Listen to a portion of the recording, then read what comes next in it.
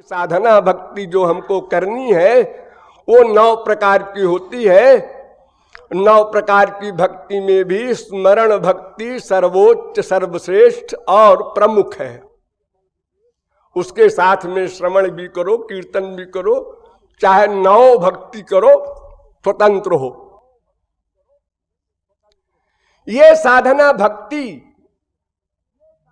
भी 2 प्रकार की होती है, एक बाह्य साधना, एक आंतर साधना। गौरांग महाप्रभु ने 2 सेक्शन कर दिए इसके। बाह्य साधना मैंने कल बताई थी, जिसको अनासंग साधना कहते हैं, यानी इंद्रियों से साधना।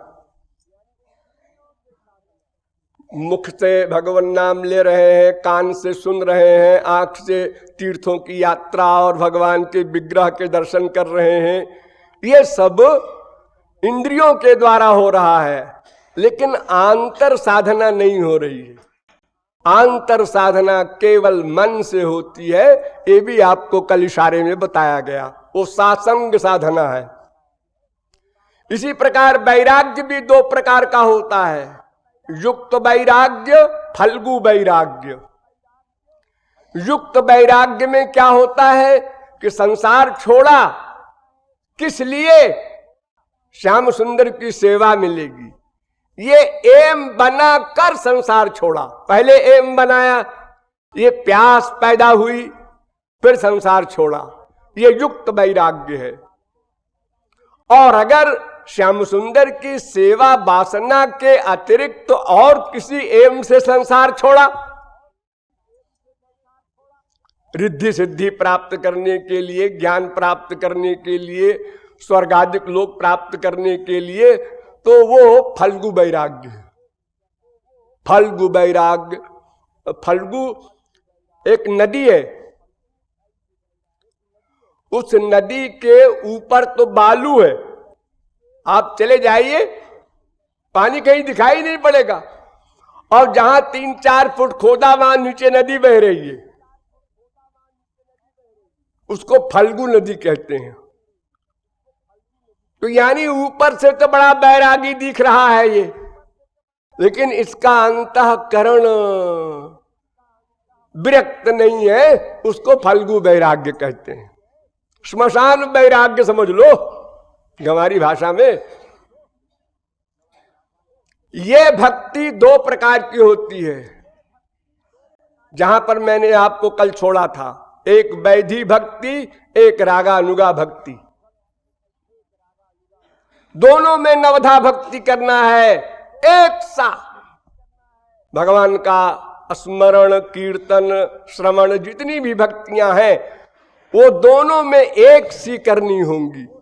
फिर अंतर क्या है? अंतर यह है कि वैधि भक्ति में श्री कृष्ण की महिमा के ज्ञान से प्रवृत्ति होती है।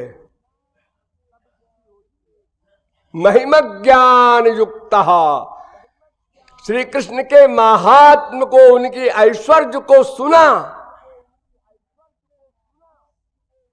और प्रवृत्ति हुई शास्त्रों के द्वारा।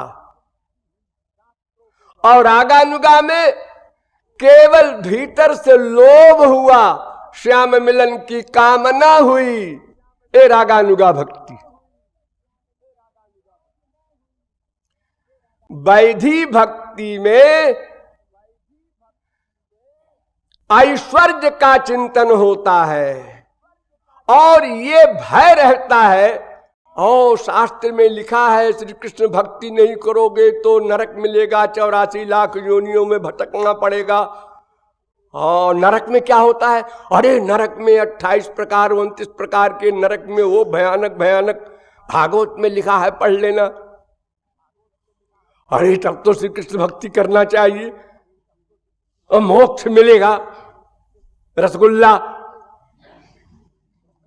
तो ये सब शास्त्र के बातों को सुनकर जिसकी प्रवृत्ति हो श्री कृष्ण भक्ति की, उसका नाम वैधि भक्ति, यानी डर कर और मोक्ष आदि की लालच में। और अगर किसी को रागानुगा भक्ति का महापुरुष मिल गया और उसने समझा दिया कि इतना लंबा चौड़ा नाटक करो फिर भी आगे लॉस है, हानि है, तुम तो श्री कृष्ण के हो, श्याम सुंदर तुम्हारे हैं, नेचुरल है, सहज स्नेही है, बनाना नहीं है उनको। रिश्ता कायम करना ये अलग बात होती है।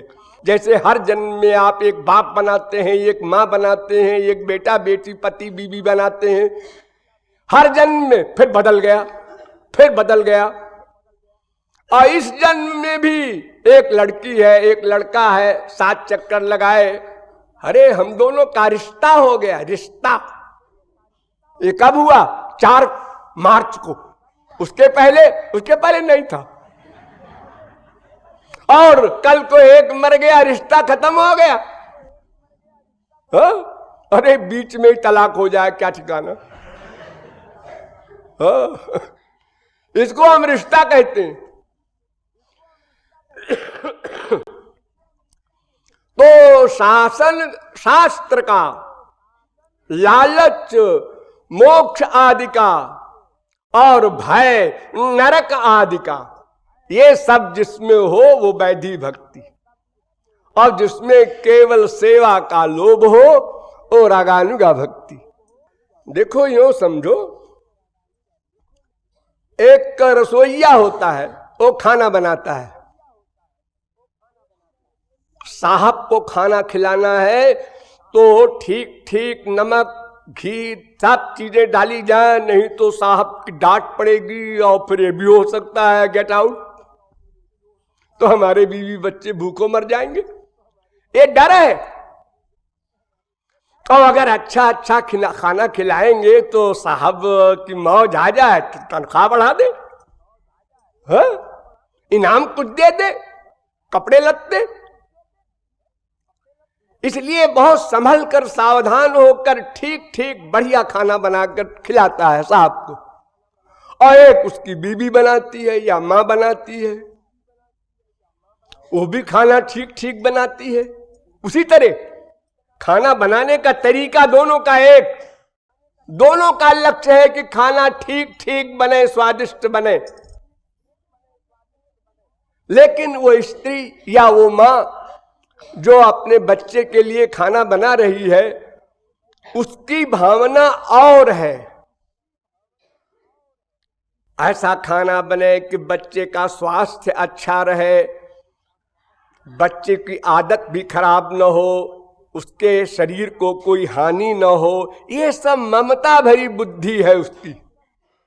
और उस नौकर की, रसोइया की डर भरी बुद्धि है, भय है उसके अंतःकरण में, इसलिए वो भी अच्छा खाना बनाता है।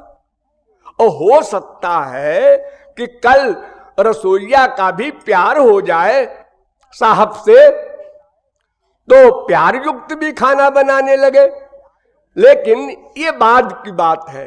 तो इसी प्रकार वैधि भक्ति वाले कुछ ऐसे भी हुए हैं कि बाद में रागानुगा में चले गए। उनकी बात समझ में आ गई कि बिला वजह का लेबर करो और स्थान भी नीचे मिले, तो रागानुगा में भी वैधि भक्ति वाले जा सकते हैं। लेकिन वैधि और रागानुगा का यही प्रमुख अंतर है कि वैधि में शास्त्र की शासन को मानना होता है। 64 अंग हैं भक्ति के, वैधि भक्ति वालों के लिए 64 अंग। आप सब लोगों को डिटेल में अगर हम बतावें तो आप लोग घबरा जाएं। गुरु के सामने बैठा कैसे जाए, गुरु के पीछे चला कैसे जाए, सब जगह नियम, वरना अपराध अपराध अपराध। क्या मुसीबत है। अरे भरत ने कहा था ना कि सिर बल चलाऊ धर्म आस मोरा, सब ते सेवक धर्म कठोरा। रागानुगा भक्ति में क्या है कि उसमें केवल भावना देखी जाती है, चाहे तुम गुरु जी के सिर पर पैर रख दो। तुम्हारी भावना ठीक हो, भीतर की मशीन ठीक हो, बाहर से कोई मतलब नहीं। मैं जब जगतगुरु की उपाधि से पृथक था, नहीं थी मेरी उपाधि, तो मैंने चित्रकूट में एक सम्मेलन कराया। तो वहां एक मठाधीश, जगतगुरु के उत्तराधिकारी, उनके पास गए। रोज जाते थे, सब मेहमान लोग थे ये, उनसे पूछने के लिए आपको कोई सामान चाहिए, कोई कष्ट तो नहीं है। तो वो भीतर थे, तो बाहर 15 मिनट हम बैठे रहे उनको वेट करते हुए। तो अचानक हमारा पैर ऐसे पैर के ऊपर चला आया होगा, मैं कभी ध्यान दिया नहीं मैंने लाइफ में इन बातों पर। उनके आए शिष्य, उन्होंने कहा कि परमहंस जी, हमको परमहंस कहते थे लोग उस समय, परमहंस जी पैर नीचे करके बैठे। क्यों? जगत गुरु जी आ रहे हैं। अब हमारे गुरु जी तो है नहीं कि उनके लिए हम पैर नीचे करें, वो जगत गुरु हैं, ठीक है, लेकिन वहां भी कायदा, बड़े कड़े कड़े नियम हैं वैधि भक्ति में। लेकिन रागानुगा में बहिरंग नियम कम है। बहिरंग नियम भी तब तक पालन करना चाहिए जब तक उसकी अवस्था ऊंची न हो जाए, यानी जो पंचकोश है उसमें अन्नमय कोश को लांघ न जाए। इसी प्रकार खाने पीने में भी उसको ध्यान रखना चाहिए। अपने को एकदम सिद्ध नहीं मान लेना चाहिए, हम तो रागानुगा भक्ति के हैं, हमको क्या है। अरे भाई, अभी तो प्रारंभिक अवस्था है, अभी तुमको नियम का पालन करना चाहिए। मन को ऊपर डंडा लगाए रहो। रागानुगा भक्ति में नियम कम है, लेकिन है तो। नियम न होना तो फिर तब होगा जब प्रेम प्राप्त हो जाएगा, वो दिव्य प्रेम। अब नियम समाप्त। एक बार श्री कृष्ण ने द्वारिका में ऐसी एक्टिंग की कि मेरा तो हार्ट गड़बड़ हो गया, अब हार्ट फेल होने वाला है, और तड़पने लगे। अब सारी स्त्रियां 16,108 सबकी हालत खराब हो गई। अरे कूड़ा कबाड़ा गधे जिसके पति हैं, उनको भी हार्ट अटैक हो तो उनकी स्त्रियों की हालत खराब हो जाती। फिर भगवान श्री कृष्ण की ऐसी हालत हो तो फिर क्या हाल होगा उनकी स्त्रियों का।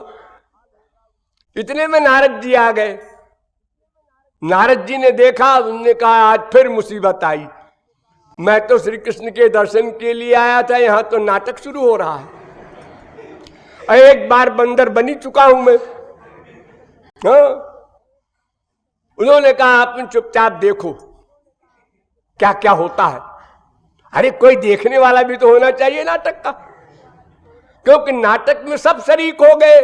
16,108 वो और एक ठाकुर जी। अब वो अपना चीख रहे हैं, ठाकुर जी हाय हाय कर रहे हैं, और गोपियां कोई पंखा कर रही है, कोई कुछ ये रुक्मिणी वगैरह कर रही है। तो ठाकुर जी ने नारद जी की ओर देखा कि ये कुछ बोल ही नहीं रहे। हम समझ रहे थे कि ये आ गए, अब कुछ बात बनेगी। तो ठाकुर जी बार बार इशारा कर रहे हैं नारद जी से, कुछ बोलो, कुछ पूछो कि मुझे क्या हुआ है। तो नारद जी समझ गए। तो उन्होंने कहा महाराज आपको ये क्या कष्ट है और इस कष्ट का क्या इलाज है। क्या इलाज है ये मुझसे पूछते हो, डॉक्टर से पूछो। जो कष्ट अपने आप लाया जाता है उसका इलाज भी वही जानता है। तो ये तो कष्ट महाराज आपने बुलाया है, इसलिए इसका इलाज भी आप ही जानते होगे। तो उन्होंने कहा नारद जी ऐसा है, अगर कोई मेरा भक्त चरण धूलि दे दे तो मैं ठीक हो जाऊं। नारद जी ने सोचा है कौन बड़ी बात, मैं भी तो महापुरुष हूं, मैं ही दे दूं। लेकिन पता नहीं क्या इनका मतलब है, और हिस्ट्री में बदनाम हो जाऊंगा कि एक दास ने स्वामी को चरण धूलि दिया। मैं झगड़े में नहीं पड़ता। अरे इन सब से मांगे ना, जब उनकी श्रीमती लोग हैं, इतनी सारी माताएं बैठी हैं, रुक्मिणी जी, सत्यभामा जी, सब के पास आप लोग चरण धूलि दे दीजिए ना, अच्छे हो जाए। तुम्हारा दिमाग खराब है, मेरा परलोक नष्ट हो जाएगा, नरक मिलेगा, पति को चरण धूलि दें। अरे पति जबरदस्ती ले ले वो सब बात अलग है, हाथ पैर बांध दे, चरण धूलि ले ले, चाहे कुछ कर ले, लेकिन अपनी इच्छा से दे कोई स्त्री, ये तो अपराध है ना। तो श्री कृष्ण ने कहा, अरे नारद जी तुम वहां चले जाओ ब्रज में, जल्दी जाओ। नारद जी ब्रज में गए, वहां से चरण धूलि क्या पूरा पैर सबने फैला दिया गोपियों ने।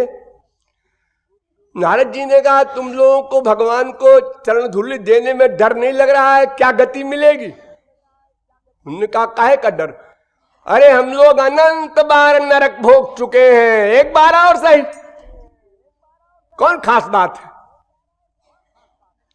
जिसको जो चीज रोज मिलती है उसको एक बार और मिल गई तो उसमें क्या फर्क पड़ गया?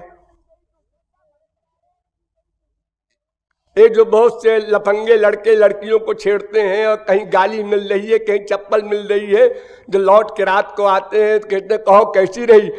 एक ने चप्पल फेंक के मारा तो लगी तो हमारे, लेकिन उस चप्पल को लेके मैं चला आया। अब वो नंगे पांव गई होगी अपने घर। लो बड़े विभोर है बड़े विभोर है कि बड़ा भारी काम करके आए। आदत पड़ जाती है। हम लोग भी 84 लाख योनियों के लात जूते चप्पल खा रहे हैं और फिर भी विभोर हैं श्याम सुंदर की शरण जाने में। कितनी मक्कारी कर रहे हैं सोचिए। हाँ तो गोपियां अपना चरण फैला देती हैं, नारद जी को जो ऐसा उत्तर देती है, नारद जी के आंखों से अश्रु प्रवाह होता है। वो चरण धूलि लेके पहले अपने लगाते हैं कि मेरी अकल ठीक हो जाए, उसके बाद श्री कृष्ण के पास ले गए, वहां छुआया कि ठाकुर जी मुस्कुराते हुए बैठ गए। रुक्मिणी वगैरह ने कहा है भाई किसने दिया, कौन है? उन्होंने कहा गोपियां हैं ब्रज की। अब लज्जा के मारे सबका सिर झुक गया कि इतना प्रेम है गोपियों का, हम तो उनकी चरण धूलि भी नहीं है, और जबकि उनको वियोग दे रखा है श्री कृष्ण ने और हम लोगों को संयोग दे रखा है। तो इस प्रकार रागानुगा भक्ति में नियमों की न्यूनता है और लोभ से प्रवृत्ति होती है, लेकिन नवधा भक्ति पूरी करनी है और प्रारंभ में तो नियम का पालन भी आवश्यक है और साथ साथ आंतर साधना भी आवश्यक है। इस प्रकार साधन भक्ति करते करते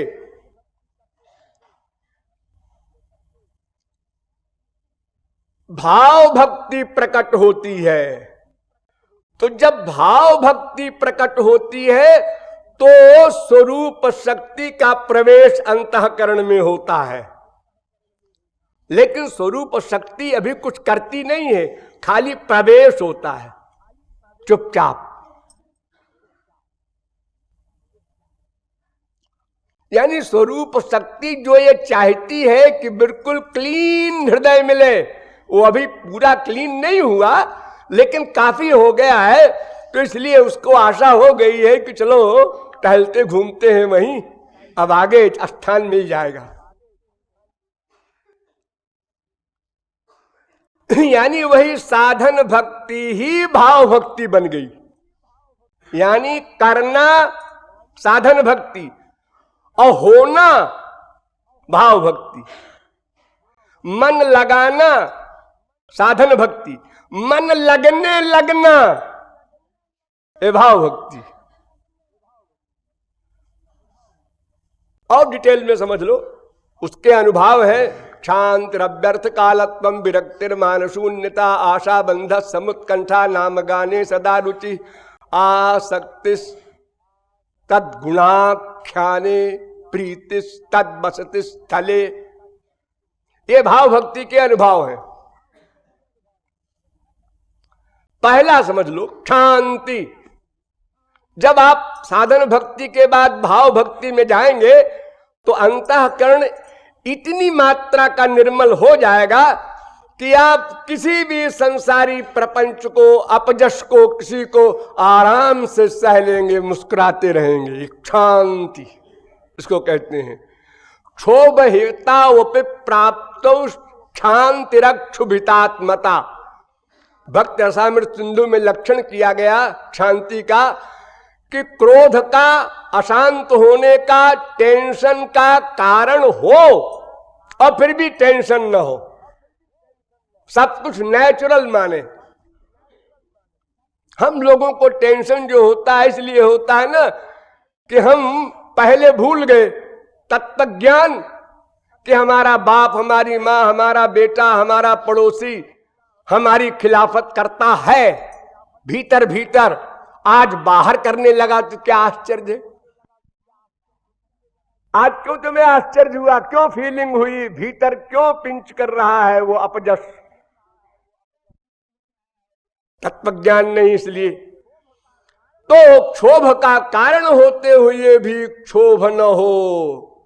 देखो राजा परीक्षित जो भगवान की कृपा से मां के पेट में ही भगवत दर्शन पा चुके थे, वो परीक्षित बाहर जैसे वो निकले तो गर्भदृष्ट मनोध्यायन, जो गर्भ में श्री कृष्ण का दर्शन किया था, मां के पेट से जब बाहर निकले तो उसको देखने लगे वो कहां है जिनको गर्भ में देखा था। इसीलिए उनका नाम ही पड़ा है परीक्षित। परीक्षण करके निकले थे वो राजा हो गए थे, बहुत बड़े सम्राट सारे भारत के। एक बार जंगल में गए, उनको प्यास लगी। एक ऋषि मुनि समाधि में बैठे हुए थे, राजा ने उनसे पानी मांगा, बहुत प्यासे थे। वो समाधि में थे, बेचारे सुने ही नहीं।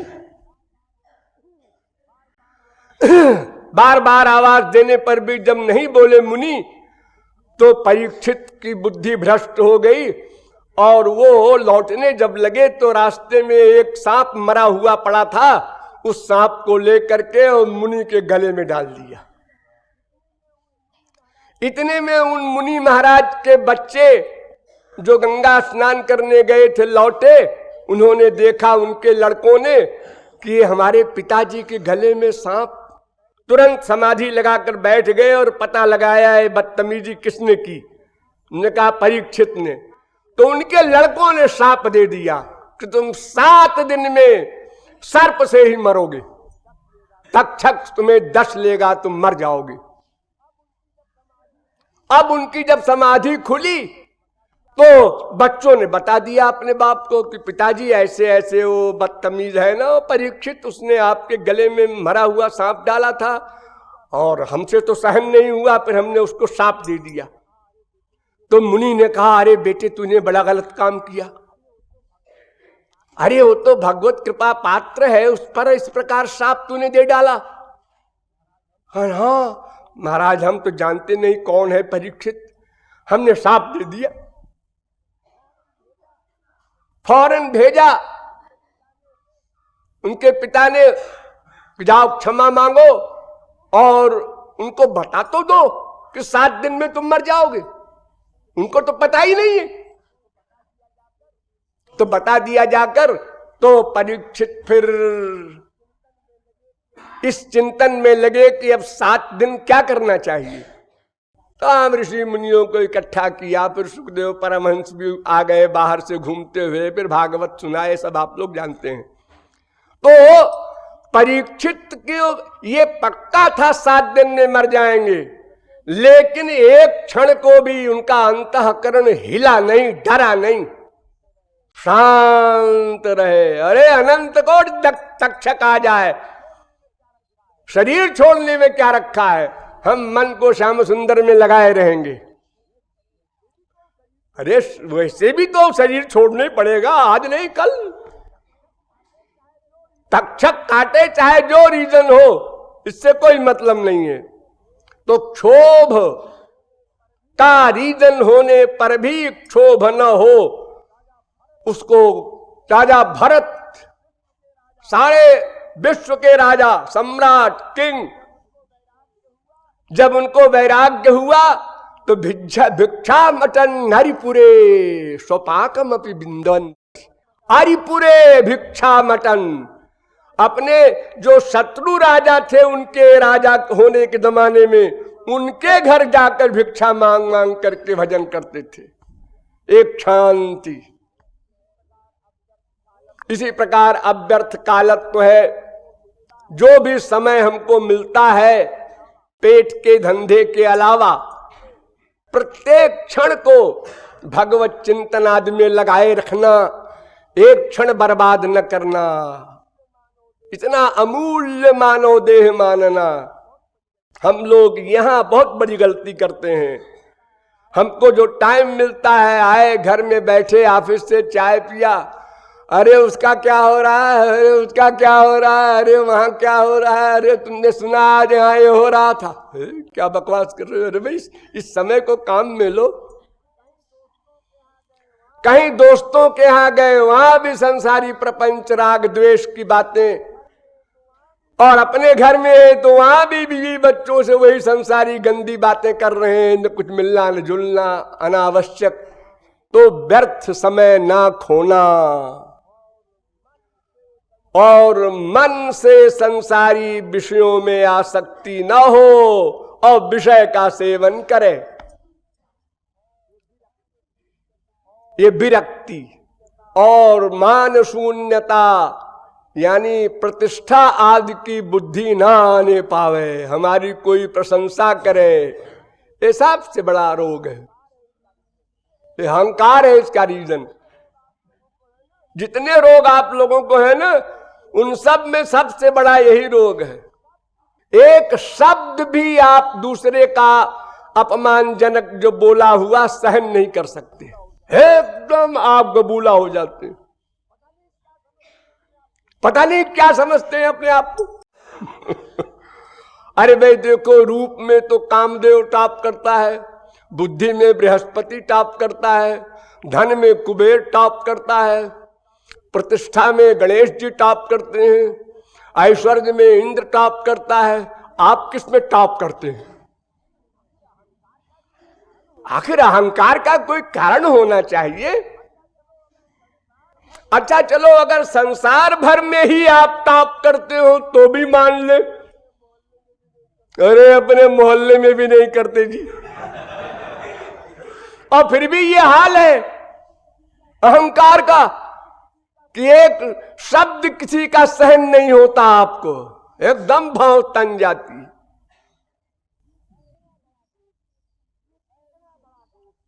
ये कितना बड़ा दोष है। और यही आप लोग पढ़ते हैं, या लिखा हुआ तमाम जगह, तृणादपि सुनीचेन तरोरपि सहिष्णुना अमानिना मान देना। अरे दूसरे को सम्मान न दो तो कम से कम स्वयं तो सम्मान न चाहो। अपमान का शौक पैदा करो, शौक पैदा करो, अपमान हो और तुम नॉर्मल रहो, तब बहादुर हो। और तुम्हारा सम्मान हो रहा है और नॉर्मल हो तो ये तो गधा भी हो सकता है, इसमें क्या खास बात।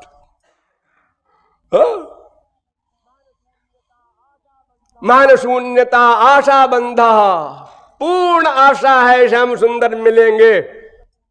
आप लोगों में कभी कभी निराशा आने लगती है, अरे कैसे होगा, हमसे तो भगवत प्राप्ति नहीं होगी। आशा बंधा अवश्य होगी। समुत्कंठा, उनके मिलने की उत्कंठा बढ़ती जाती है। और नाम में, गुण में, इनके गान में, स्मरण में रुचि बढ़ती जाती है। तो ये सब भाव भक्ति के अनुभव हैं और इनका क्रम भी है एक। आदौ श्रद्धा ततः साधु संगोथ भजन क्रिया ततो नर्थ निवृत्ति स्यात् ततो निष्ठा रुचिस्ततः अथासक्तिस्ततो भावस्ततः प्रेमाभ्युदंचति। ये लिंक है। पहले श्रद्धा, फिर महापुरुष का संग, फिर महापुरुष की शरणागति। ये तीन बात पहले बने तब इसके आगे गाड़ी चले। यहीं पर गाड़ी रुकी है अनादिकाल से अब तक। या तो हमें कोई वास्तविक रसिक नहीं मिला, या तो हमने उसके प्रति श्रद्धा पूर्वक शरणागति नहीं की। दो में कहीं गड़बड़ है। ये जैसे मैंने कल बताया, आज भी बताया, सासंग अनासंग, ऐसे ही संग दो प्रकार का महापुरुष का भी होता है। महापुरुष के पास जा रहे हैं, लेक्चर सुन रहे हैं, कीर्तन कर रहे हैं, एक तो ये सत्संग है। और एक सत्संग होता है कि महापुरुष पर पूर्ण विश्वास करके, मन बुद्धि का समर्पण करके, उसके आदेश के अनुसार 100% बाद में भी चलता रहे। यहां आप लोग रहते हैं तो सोचते हैं, मन में रियलाइज करते हैं, अरे जैसे लगता है गोलोक में आ गए, सब संसार भूला हुआ है, कितनी शांति है, कितना सुख है। और यहां से जैसे आप पधारेंगे अपने अपने स्थान को, ट्रेन में बैठेंगे, बस संसार का चिंतन शुरू हो जाएगा। और जो वहां पहुंच जाएंगे तो प्रपंच धर दबोचेगा, फिर आप भूल जाएंगे सब। अरे 2-4 घंटे भी नहीं मिलते आपको। मिलते तो है, लेकिन वो ऐसा है कि वो लापरवाही, अब करेंगे यूं रह जाता। अरे जो भी समय मिले उसका उपयोग तो करो। तो श्रद्धा नंबर 1, फिर महापुरुष का संग, और संग भी नहीं प्रसंग, पूर्ण शरणागति। सतां प्रसंगान मम वीर्ज संविदो भवन्ति हृत कर्ण रसायना कथा। महापुरुष का संग प्र लगा दिया उसके साथ, क्योंकि तद विधि प्रणिपाते न, नमस्कार करो, हो गया नहीं। प्राणिपात, प्रकृष्ट पात, मन को भी चरणों में डालो। खाली खोपड़ी डालने से काम नहीं चलेगा। मेन तो अंतःकरण है, उसी को तो शरणागत करना है। अरे अब सब लोग पैर छू रहे हैं, चलो अपन भी,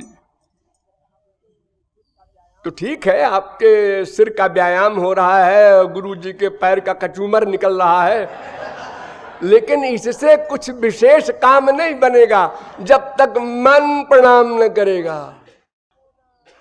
और परिप्रश्नेन, फिर उनसे जो तुम्हारे भीतर डाउट है उनको पूछो, समझो, और सेवया, सेवा करो उनकी, तब वे कृपा करेंगे। तो फिर श्रद्धा रतिर भक्तिरनुक्रमिष्यति।